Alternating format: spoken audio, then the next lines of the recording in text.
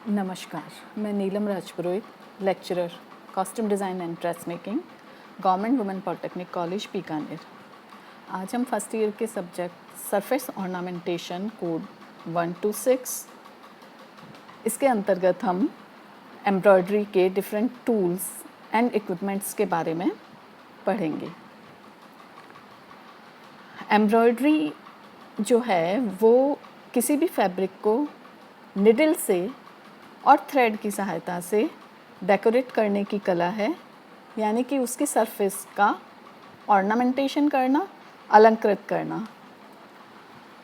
ये बहुत ही पुरानी कला है जो ऐसा कहा जाता है चाइना और मिडिल ईस्ट से आई थी।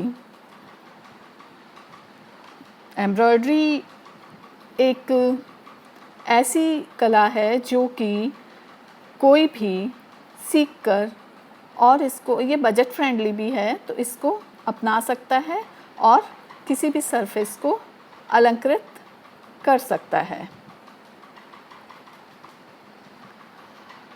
तो हम अब इसके डिफरेंट टूल्स एंड इक्विपमेंट्स के बारे में पढ़ते हैं, जानते हैं।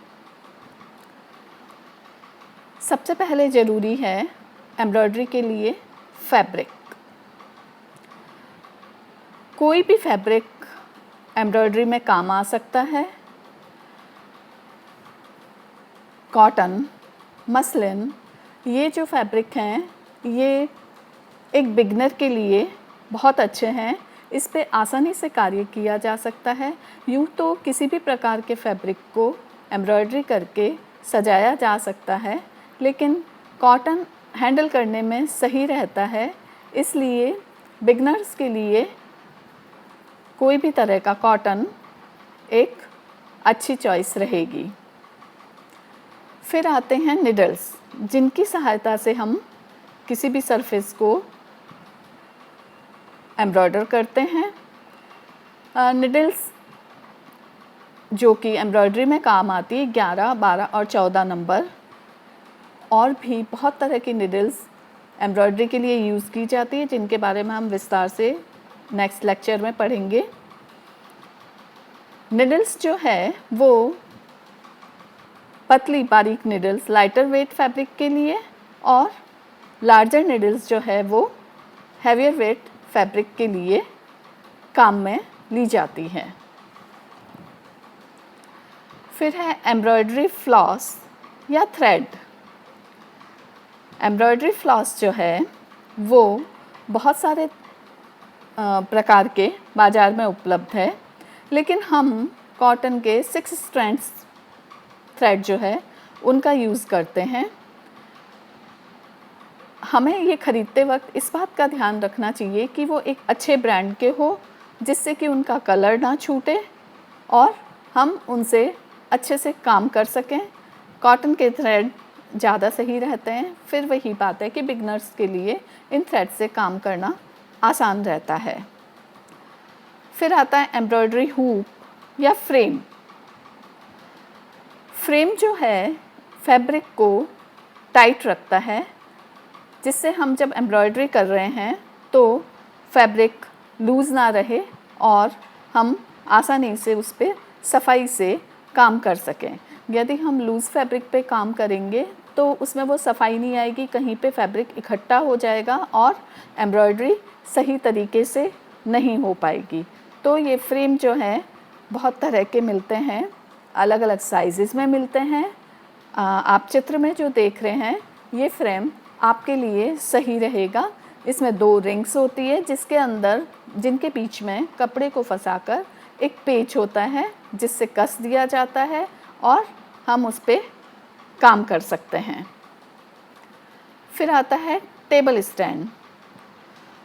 ये यूँ तो कोई ज़रूरी नहीं है कि हम इसे प्रयोग में लें, लेकिन जब हमें ज़्यादा देर तक बैठ के या बड़ी सतह पे काम करना होता है तो हम इस तरह का फ्रेम, जो कि एक फ्लैट टेबल पे रखें और हम स्ट्रेट बैठ के उस पर काम कर सकते हैं। इसमें ये देखने वाली बात है कि इसमें कसे हुए फैब्रिक को आप लेके कहीं अलग अलग जगह, घर में यदि आप काम कर रहे हैं तो अलग अलग जगह नहीं जा सकते पूरा इसको उठा के, और हर जगह पे इसको रख नहीं सकते क्योंकि इसको फ्लैट सरफेस पे रखना होता है। लेकिन इसका फ़ायदा ये है कि आपके दोनों हाथ फ्री रहते हैं, तो आपको एक हाथ से एक जो छोटा फ्रेम है उसको पकड़ने की परेशानी नहीं उठानी पड़ती, और इस फ्रेम को आप टेबल पे रख के अपने दोनों हाथों से काम कर सकते हैं। फिर आती हैं ड्रेस मेकर्स सीजर्स। यूँ तो बहुत सारी तरह की कैंचियाँ उपलब्ध है, लेकिन हम जब काम कर रहे हैं एम्ब्रॉयडरी के लिए तो फिर हम एक छोटी धारदार कैंची का यूज़ करेंगे, और अच्छा रहेगा कि हम इस कैंची को कहीं और यूज़ ना करें, किसी और चीज़ को काटने में यूज़ ना करें, क्योंकि इससे इसकी धार ख़राब हो जाएगी। तो फिर हमें उस फैब्रिक को या फिर एम्ब्रॉयडरी थ्रेड को काटने में परेशानी आएगी। फिर आता है रूलर। रूलर जिससे तो हम सब परिचित हैं। एक स्केल, कहीं भी फैब्रिक पे जब आप कोई डिज़ाइन बना रहे हैं तो आप चाहेंगे कि आप एक बहुत सफाई से कार्य करें, तो आपको स्केल से स्ट्रेट लाइन खींचने में या फिर मोटिव के बीच की बराबर दूरी रखनी हो तो उसमें काम लेने के लिए आपको स्केल की ज़रूरत होगी। स्मॉल पॉइंटेड सीजर्स, छोटी कैंची जो कि बहुत बारीकी से कहीं पे छोटा स्टिच है या फैब्रिक में कहीं धागा निकला है, या जब हम फिनिश कर रहे हैं एम्ब्रॉयडरी को तो उस थ्रेड को सफाई से काटने के काम आती है, तो हमें ये छोटी कैंची अपने साथ ज़रूर रखनी चाहिए।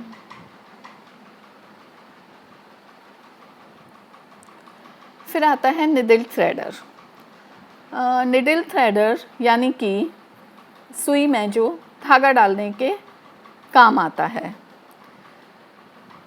कुछ लोग सोचते हैं कि इसकी कोई आवश्यकता नहीं है, लेकिन उन लोगों को कोई परेशानी नहीं है निडल में धागा डालने में, वो आराम से देख सकते हैं, उनकी आईसाइट ठीक है।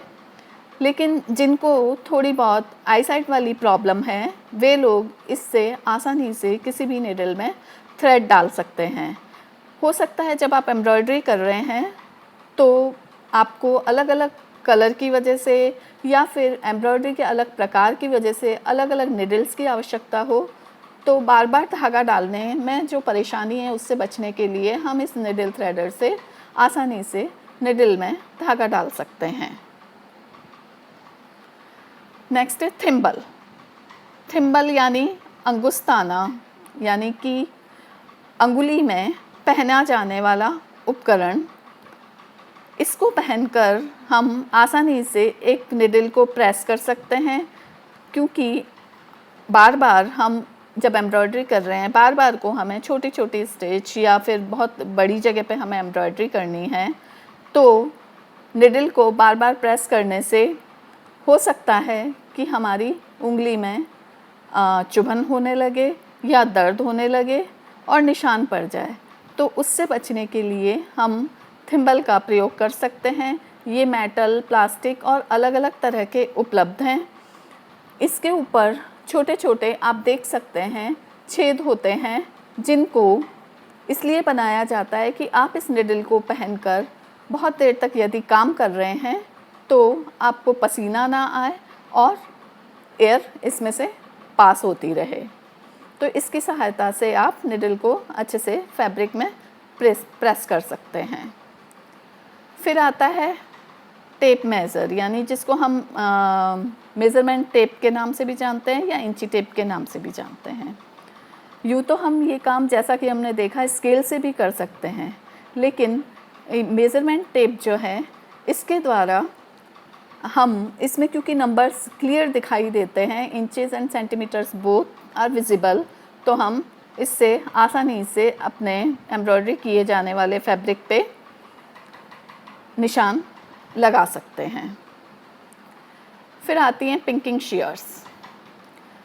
पिंकिंग शीयर्स यानी कि एक दांतेदार कैंची, जिसके कि हमने देखा होगा कैंची से हमारे दिमाग में आता है दोनों उसके जो फल हैं वो धारदार होते हैं, लेकिन इसमें ये दांतेदार होता है और इससे कपड़े के किनारों को हम जब काटेंगे तो वो जिगजैग आएंगे।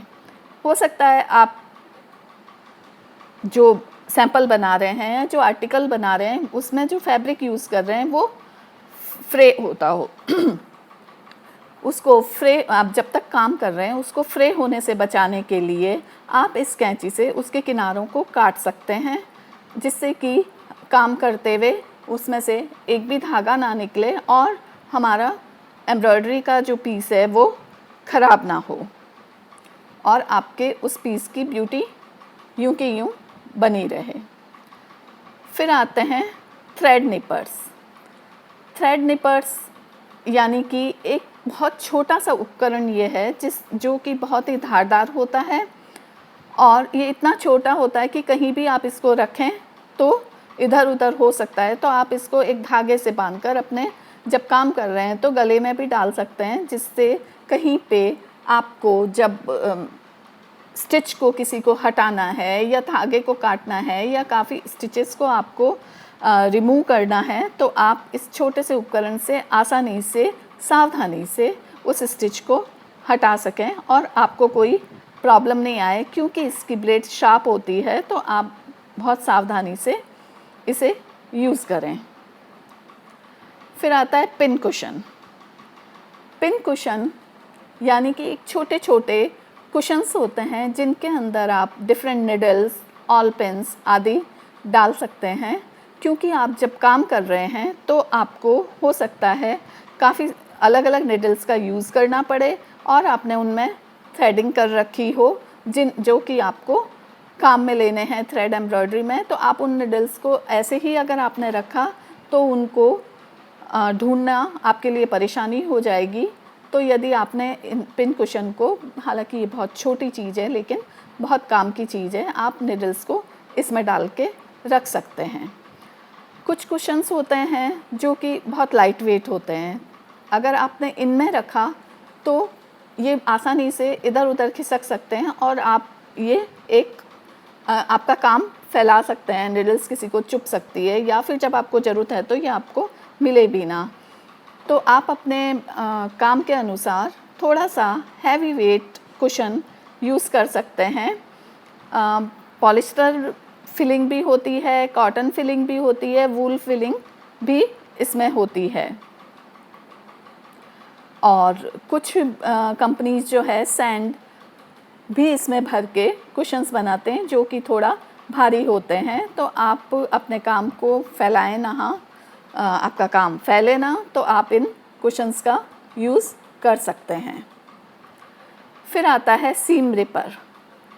सीम रिपर यानी कि एक छोटा सा उपकरण जो कि किसी भी सिलाई को उधेड़ने के लिए काम आता है। आप जब देख रहे हैं कि ये एम्ब्रॉयडरी आपने की है और आपको उसमें कुछ पसंद नहीं आ रहा है और एक बड़ी जगह से एक सीधा सा धागा खींचना है, तो ये उपकरण जो है इसका आप यूज़ कर सकते हैं। और क्योंकि अगर आप सीज़र वगैरह से काटेंगे तो आपको एक धागा लेके उससे काटना पड़ेगा और कपड़ा कटने के भी चांसेस रहेंगे, तो आप इससे अपने स्टिचेस को उधेड़ सकते हैं। फ्रेम में लगा के भी आप इसका प्रयोग कर सकते हैं। ये जो है एक यू शेप का, इसका टिप जो है यू शेप का रहता है और वो इसके बीच में ये काफ़ी शार्प होता है, तो आप इसको आसानी से स्टिच को काटने के, उधेड़ने के काम में ले सकते हैं। फिर है ट्विज़र्स। ट्विज़र्स यानी कि चिमटी। चिमटी का प्रयोग एम्ब्रॉयडरी में, हाँ, चिमटी के प्रयोग से आप जब आपने कुछ स्टिचेस को उधेड़ा है तो उनको निकालने के भी ये काम आता है और अगर आपने कुछ गलती की है तो भी आप इससे एक स्टिच को उधेड़ने के लिए इसको यूज़ कर सकते हैं। साथ ही साथ जब आप एम्ब्रॉयडरी कर रहे हैं और यदि आपने उसमें बीड्स या सीक्वेंस आदि का उपयोग कर रहे हैं तो जो इसकी टिप है, फ्लैट वाली टिप वाला ट्विज़र, उनको उठाने के काम आ सकता है। आप इनकी सहायता से छोटे छोटे बीड्स या सीक्वेंस इनको आसानी से उठा सकते हैं। और फिर आता है, आपने कोई भी काम किया है तो उसको फिनिशिंग हमें देनी होती है, और फिनिशिंग आपने थ्रेड्स को कट करके या और किसी तरीके से उसको फिनिश किया, लेकिन जब तक आप उनको प्रेस नहीं करते तो उसमें एक वो चमक नहीं आती कपड़े में, और उसको आप अच्छे तरह से प्रेजेंट नहीं कर सकते। तो एक आयरन और आयरन बोर्ड बहुत ज़रूरी है। बहुत तरह के आयरन्स उपलब्ध है, लेकिन कॉटन या आप जब किसी पे काम कर रहे हैं तो स्टीम आयरन जिसमें कि ऑटोमेटिक हो और उसके टेम्परेचर को कंट्रोल किया जा सके, उसका प्रयोग ज़्यादा सही रहेगा, और एक आयरन बोर्ड पे आप आसानी से अपने वर्क को डिस्प्ले करने के लिए प्रेस कर सकते हैं। Thank you.